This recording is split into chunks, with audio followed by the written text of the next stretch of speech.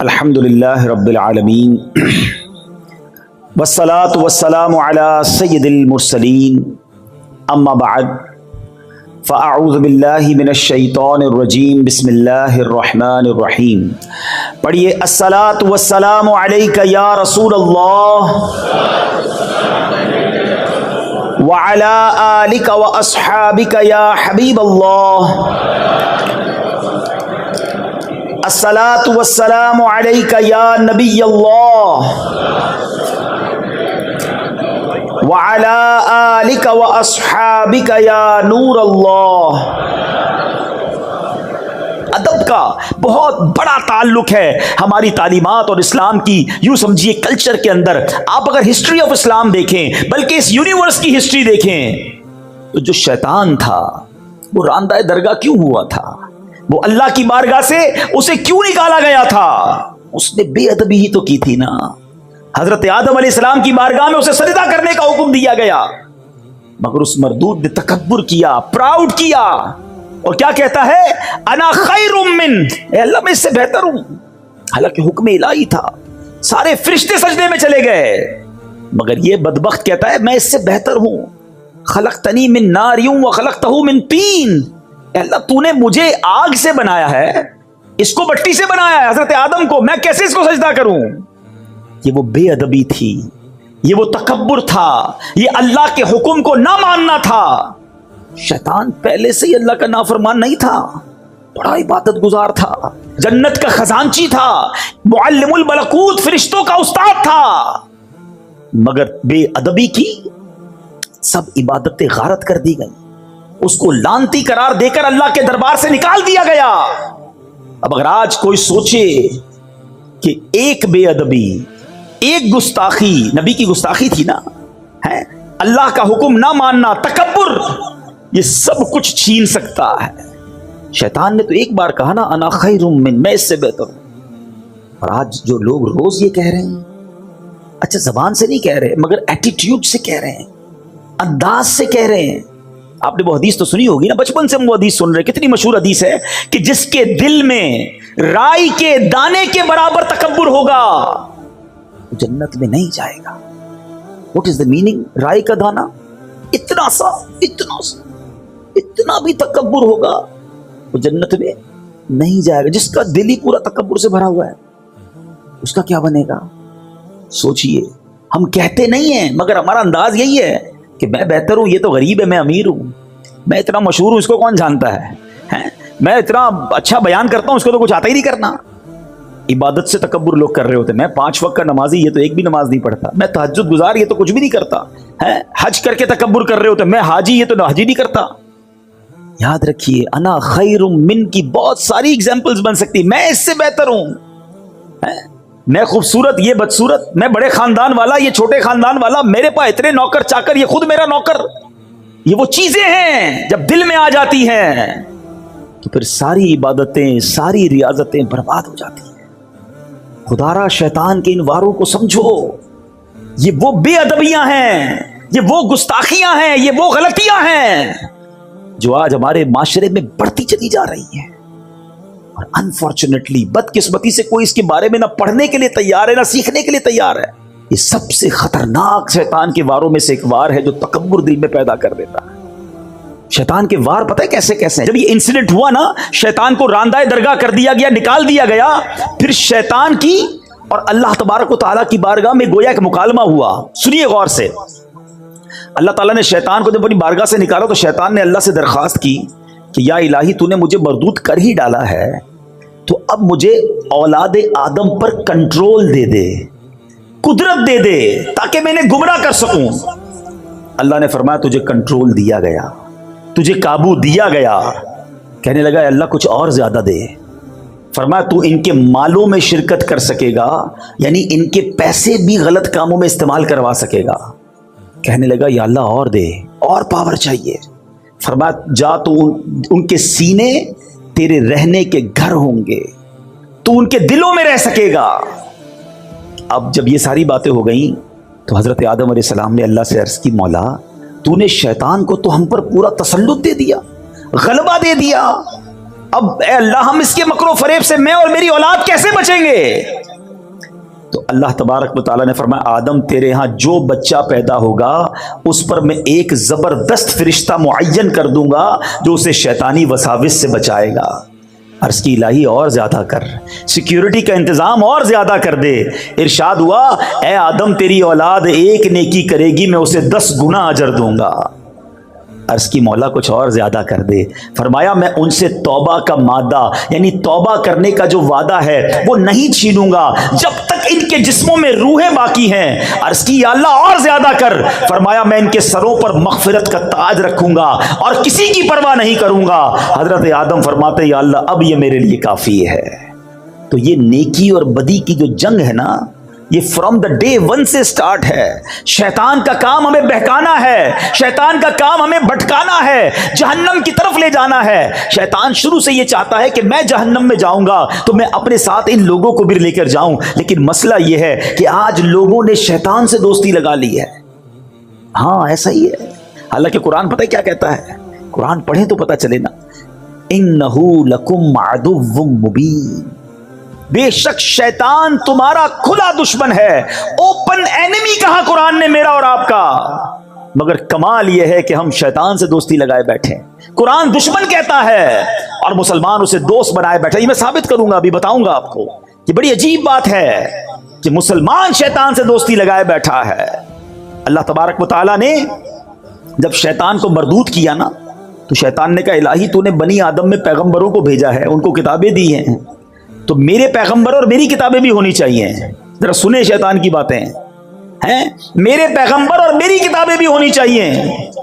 تو خدا تعالیٰ نے فرمایا کہ کاہن اور نجومی جو ہے نا وہ تیرے پیغمبر ہوں گے۔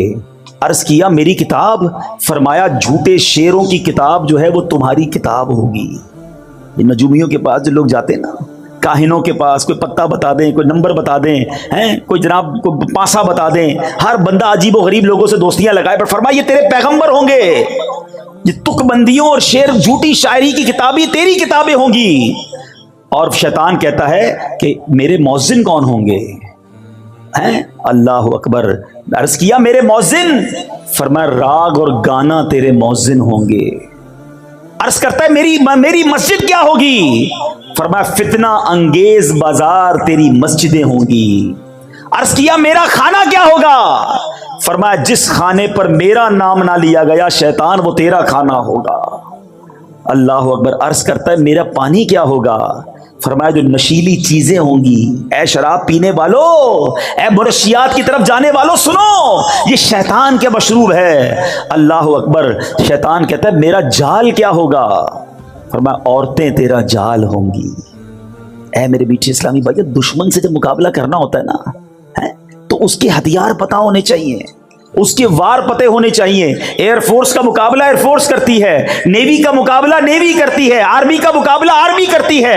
جیسا میزائل اس کے مقابلے میں ویسا بناتے ہیں یا اس سے مضبوط بناتے ہیں۔ ہمارا حال یہ ہے کہ اللہ قرآن میں فرما رہا ہے اِنَّهُ لَكُمْ عَدُوٌّ مُبِينٌ، شیطان تمہارا کھلا دشمن ہے، نہ اس کے وار پتہ ہے نہ اس کے ہتھیار پتہ ہے۔ میں آپ سے پوچھتا ہوں، ہمارا سب سے پکا دوست جو ہوتا ہے اس کی ہم روز مانتے ہیں نا، ہر بات مانتے ہیں، کہتے ہیں یار حکم کرو یار، آپ کے لیے جان حاضر۔ پکے دوست کی نشانی یہ ہے، ٹھیک ہے، کہ جس کے لیے ہم کیا کہتے ہیں تمہیں منع نہیں کر سکتا یار، آپ کے لیے بس ہر چیز ہاں ہے۔ اب میں بتاتا ہوں کہ شیطان کی لوگ کتنی مانتے ہیں۔ سچی بات تو یہ شاید اپنے ماں باپ کی اتنی نہیں مانتے جتنی شیطان کی لوگ مان رہے ہیں، اور یہ بربادی ہے، یاد رکھنا۔ صبح ہوتی ہے، فجر کا وقت ہوتا ہے، مؤذن کہتا ہے حی علی الصلاۃ حی علی الفلاح، شیطان کہتا ہے سو جا، اگلے جمعے سے پڑھیں گے فجر۔ کروٹ بدل کر بلینکٹ اوڑھ لیا، صبح صبح کس کی مانی؟ بتاؤ نا، شیطان کی مانی، ٹھیک ہے۔ فجر قضا ہو گئی، اب اٹھے، لباس پہننے کی باری آئی، ایک دو لباس رکھے ہوتے ہیں جمعے کے لیے، باقی شیطان کہتا نہیں یہ تو جمعے کا لباس ہے، باقی یہ فیشن والا، یہ انگریزوں والا یہ پہننا ہے۔ لباس پہنتے وقت کس کی مانی؟ شیطان کی مانی۔ اب واش روم میں گئے، آقا کی سنت چہرے سے نوچ کر گندی نالی میں بہائی، کس کی مانی؟ شیطان کی۔ اب نکلے گھر سے باہر، چاہے اسکول کے لیے نکلے، چاہے کالج کے لیے نکلے، چاہے جاب کے لیے نکلے، چاہے بزنس کے لیے نکلے، جیسے ہی باہر نکلے اب کوئی بے پردہ عورت سامنے سے نکلی ہے، شیطان کہتا ہے دیکھ دیکھ جلدی دیکھ، حالانکہ شریعت کا حکم ہے کہ نگاہوں کو نیچی کرو، بے حیائی نہ کرو۔ اس عورت کو دیکھا، بے پردگی کی، غلط نگاہوں سے دیکھا، کس کی مانی؟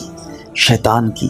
مارکیٹ میں پہنچے، کاروبار کی جگہ پر پہنچے، ظہر کی اذان کا وقت ہوا، کئی لوگ نماز کے لیے گئے، شیطان کہتا ہے تو بزنس کا ٹائم ہے، ارے بعد میں پڑھ لینا، ظہر قضا ہوئی، کس کی مانی؟ شیطان کی مانی۔ گاہک آیا، مال بیچنے کا موقع آیا، شیطان کہتا ہے جھوٹ بول زیادہ نفع ملے گا، ایک جھوٹی قسم بھی کھا لے، ارے اس کو بتا دے میرا پڑتا اتنے میں ہے، پکا رنگ ہے، made in China, made in Japan ہے، حالانکہ تم نے اپنے شہر میں بنایا ہے، ارے بول دے کچھ نہیں ہوتا۔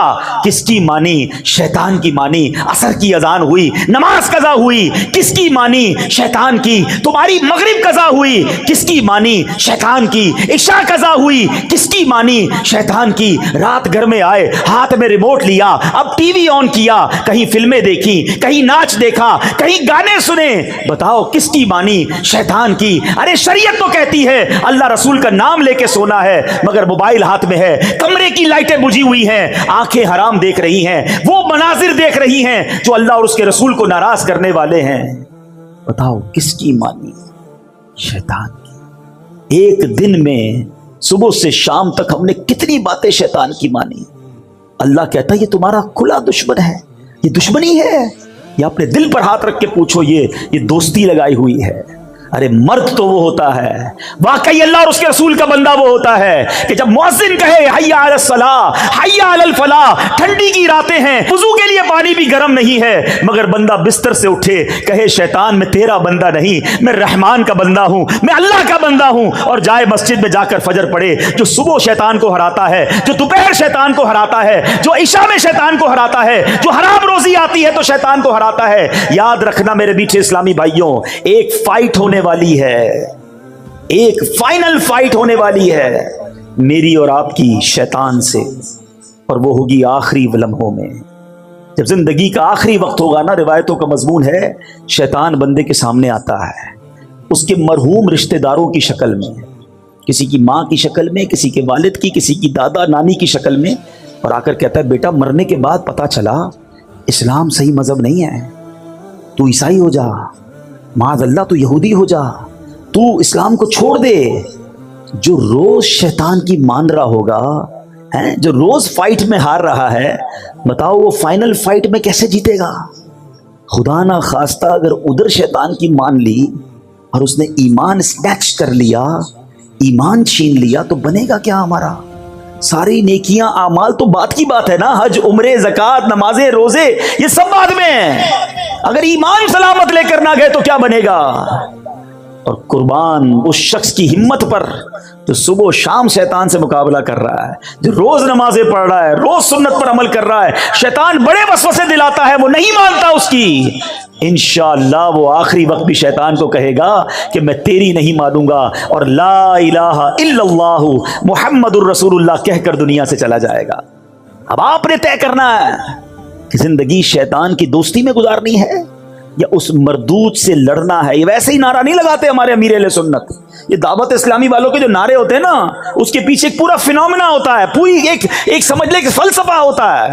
کیا خوبصورت نعرہ ہے امیر اہل سنت کا کہ شیطان کے خلاف جنگ ایک بار نہیں لڑنی ہے، جاری رہے گی، کنٹینیو رہے گی ٹل دا اینڈ، اور یہ جنگ جیتنی ہے ہم نے۔ لیکن صرف نعرہ لگانے سے جنگ نہیں ہوتی نا۔ کبھی فوج کو دیکھا ہے کہ فلاں ملک کے خلاف جنگ جاری رہے گی اور اس کے بعد فوج رضائی اوڑھ کے سو جائے؟ فوج جاگتی ہے تو ہم سوتے ہیں۔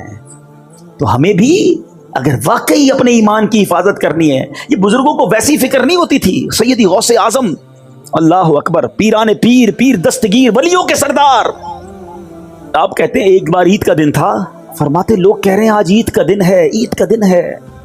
عبد القادر کے لیے عید کا دن وہ ہوگا جب اپنا ایمان سلامت لے کر دنیا سے جائے گا۔ پیران پیر یہ کہہ رہے ہیں، اور ہم گناہ گاروں کو فکر ہی نہیں ہے۔ کبھی لوگ ملتے نا، کہتے حضور کاروبار میں برکت کی دعا کر دیں، بچے کے لیے دعا کر دیں، فلاں کام ہو جائے۔ بہت ہی کم ایسا ملتا ہے کہ کوئی کہے کہ ایمان کی حفاظت کی دعا کر دیں۔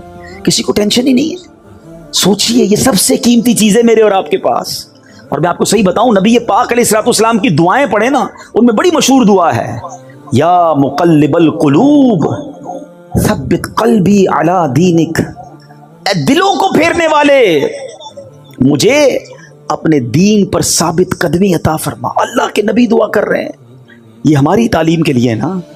تو اے کاش ہمیں ایمان کی حفاظت کے فکر نصیب ہو جائے، خدا را شیطان کے واروں سے بچیں۔ ہمیں ایسا ماحول اپنانا ہوگا، اتنا مردود ہے کہ پہلے تو بچاتا یہ بندہ گناہ کرے، اب دیکھتا نا نیک آدمی ہے، شراب تو نہیں پیے گا، جوا تو نہیں کھیلے گا، بدکاری بھی نہیں کرے گا، اب اس کو کیسے بہکائے۔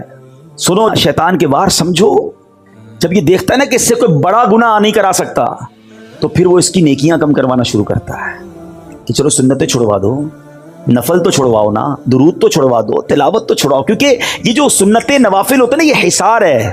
ہمیشہ یاد رکھنا، پہلے نفل چھوٹتے ہیں، پھر سنتیں چھوٹتی ہیں، پھر واجبات چھوٹتے ہیں، پھر فرض چھوٹتا ہے۔ جو نفل کا پابند ہوگا نا، اس کا فرض پکا ہو گیا، یہ ہمیشہ یاد رکھو۔ لوگ آج کل باتیں پھیلا رہے ہیں، یار سنت ہی تو تھی، کیا ہوا چھوڑ دیا کوئی؟ ارے بھائی، سنت میرے فرض کا حصار تھا، اور سنت پر غلام عمل نہیں کرے گا تو کون عمل کرے گا بھائی؟ آقا کا امتی عمل نہیں کرے گا؟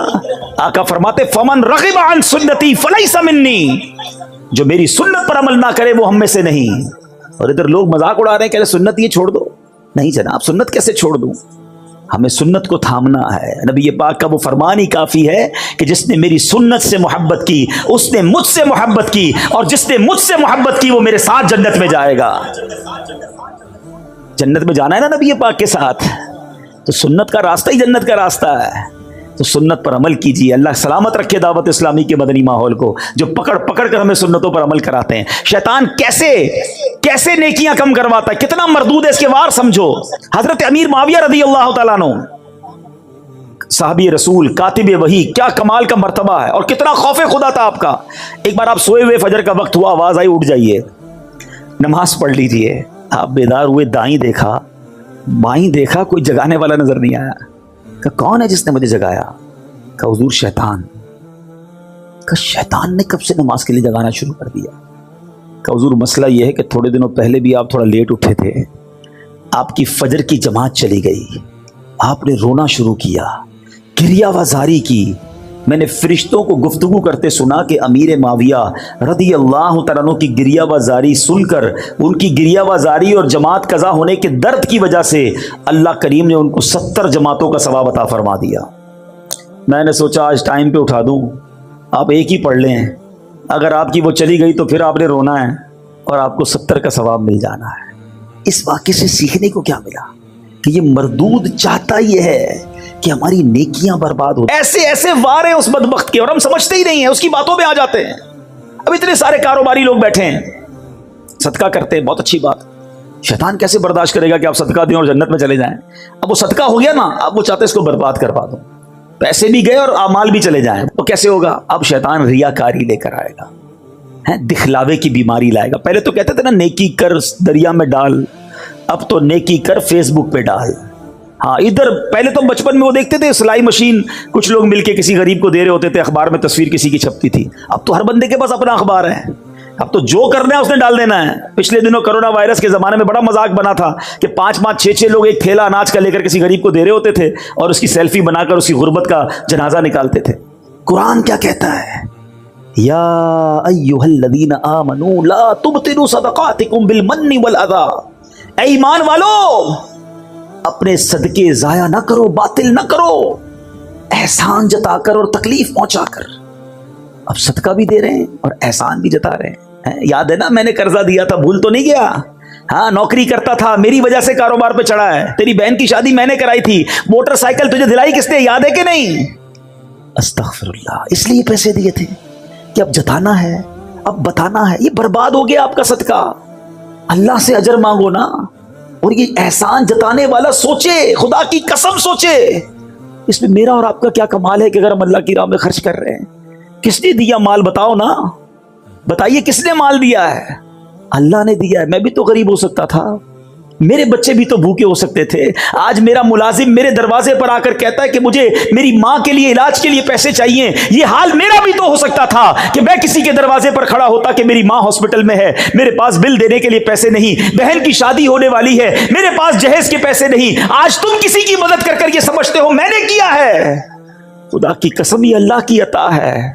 ہم میں کوئی عقل ہوشیاری نہیں ہے, ہمارا کوئی کمال نہیں ہے. ہم سے زیادہ عقل مند, ہم سے زیادہ دیندار وہ غریب ہے, اور اللہ نے ہمیں بہت نوازا ہے. ہونا یہ چاہیے تھا کہ زکوٰۃ دینے والا, صدقہ دینے والا صدقہ دے بھی اور سجدہ شکر بھی ادا کرے کہ مالک تیری مہربانی, تو نے دینے والا بنایا, مانگنے والا نہیں بنایا. اللہ تو نے مجھے اس قابل کیا. مگر ادھر لوگ جوتے کھسواتے ہیں, چندہ لینے والے کے جوتے گھسواتے ہیں, مدد لینے والے کو ڈانٹ کے پیسے دیتے ہیں. کدھر جاؤ گے یہ صدقہ, یہ پیسہ لے کر؟ یہ وہ شیطان کے وار ہے جو سمجھو جو نیکی کیسے برباد کرواتا ہے. ارے ہمارے اسلاف کیسے اپنی نیکیوں کو سیکیور کرتے تھے. حضرت عائشہ صدیقہ اور حضرت ام سلمہ رضی اللہ تعالی عنہا امہات المومنین ہیں. آپ کے بارے میں آتا ہے کہ آپ نے ایک بار اپنے غلام کو پیسے دیے کہ جا کر اس کو صدقہ کر کے آؤ. لیکن دیکھو جس کو صدقہ دینا نا, اس سے ہمارے لیے دعا نہ کروانا, اور اگر وہ دعا کر دے تو نوٹ کر کے آنا. غلام جاتا صدقہ دیتا اور آ کر بتاتا کہ یا ام المومنین اس بندے نے, اس غریب نے آپ کے لیے یہ دعائیں کی ہیں. ام المومنین ہاتھ اٹھاتی اور وہ جو دعائیں اس نے کی ہوتی نا آپ اس کے لیے کرتی, اور فرماتی دعا کا بدلہ دعا ہو جائے, صدقے کا ثواب اللہ سے لیں گے. یہ ہے عبادت کا جذبہ, یہ ہے نیکی جس کو اس طرح بچانا ہے. مگر شیطان دل میں ریاکاری ڈال کر, کیوں دل چاہتا ہے کہ مسجد میں اعلان ہو کہ فلاں حاجی صاحب نے پنکھے لگائے ہیں, فلاں نے افطاری پیش کی ہے, فلاں نے سحری کا انتظام کیا. اپنے دل سے پوچھے نا ہمارا کیوں جی چاہتا ہے کہ لوگوں کو پتہ چلے. یہی تو وہ شیطان کا وار ہے جو ہم سمجھ نہیں رہے. وہ پریشان ہو گیا ہے, آپ نے حج کر لیا اسے ٹینشن ہو گئی ہے, آپ نے عمرہ کیا وہ بے قرار ہے کہ کسی طرح آپ کا عمرہ ضائع ہو, آپ کا حج ضائع ہو, آپ کا صدقہ ضائع ہو, آپ کی نمازیں ضائع ہو رہا ہے. لوگ سب کو بتا رہے ہیں میں نے اتنے حج کیے ہیں, اتنے عمرے کیے, طواف کے چکر بھی یاد ہوتے ہیں.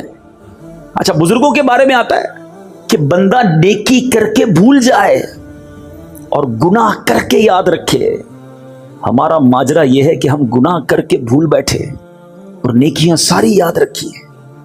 عجیب معاملہ ہے. 15 سال 20 سال پرانی لوگوں کو نیکیاں یاد ہیں. ارے کل جھوٹ بولا تھا وہ یاد ہے, تھوڑی دیر پہلے آپ نے موبائل کھول کر حرام دیکھا وہ یاد ہے, اس کی توبہ کب کرو گے؟ وہ سب بھول بیٹھے اور 10 15 5 سال پرانی نیکیاں لوگوں کو بتاتے پھرتے, میں نے یہ کیا, میں نے یہ کیا. برباد ہو رہی ہے نیکیاں بچاؤ.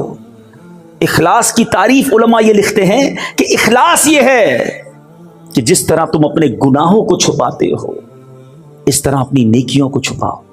ہم میں سے کوئی ہے جو لوگوں کو بتایا میں نے کل رات کیا کیا تھا, میں چھپ کر کیا کرتا ہوں؟ کوئی نہیں بتائے گا. نیکیاں کیوں بتاتے ہیں؟ چھپ کر نیکی کی وہ بھی بتانی ہے. تہجد پڑھ لی, اب ٹینشن شروع ہو جاتی ہے, یار تہجد تو اکیلے میں پڑھی تھی, اب دوست کو کیسے بتاؤں؟ اب کوئی نہ کوئی بہانہ بنائے گا, یار آج بہت تھکا ہوا ہوں, خیریت؟ بس وہ تہجد سے اٹھ جاتا ہوں. اچھا آپ تہجد بھی پڑھتے ہیں؟ بس جیسے ہی اس نے یہ کہا نا تو تسلی ہو گئی. وہ نہیں ہمارے واٹس ایپ پہ کسی کو میسج جاتا ہے تو ڈبل کلک ہوتا ہے, بلو ہو جاتا ہے, ریسیوڈ ہو گیا میسج, کنفرم ہو گیا. تو جیسے ہی سامنے سے جواب آیا نا کہ ہاں میری عبادت اسے کنفرم ہو گئی, پہنچ گئی. توبہ توبہ توبہ. اپنے دل سے پوچھو یہ کیوں کرتے ہیں ہم.